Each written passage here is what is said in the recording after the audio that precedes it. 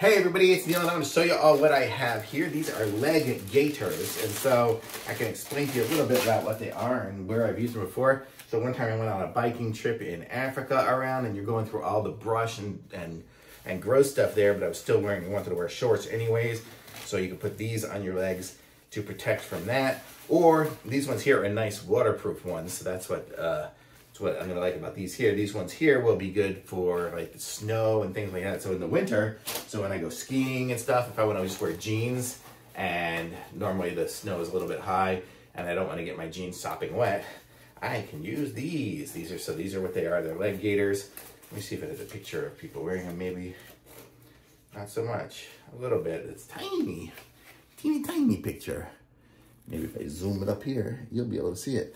But yes, the way it'll work is, okay, so here you can see my feet now. So the way this will go is I'll put it on, just stick it on this foot here. And so it goes over, so you can have this. You can strap this under your foot there, or even under your shoe, and strap it on.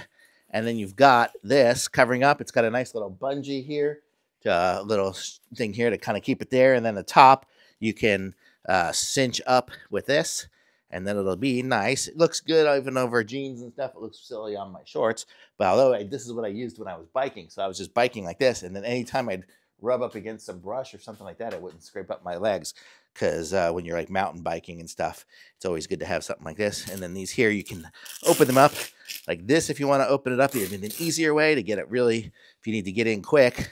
Although you saw I just slipped it over my leg is how I would normally do it, but it's nice to be able to get them off in an instant if you need to, but then it's always a pain putting them back on again. So let's see.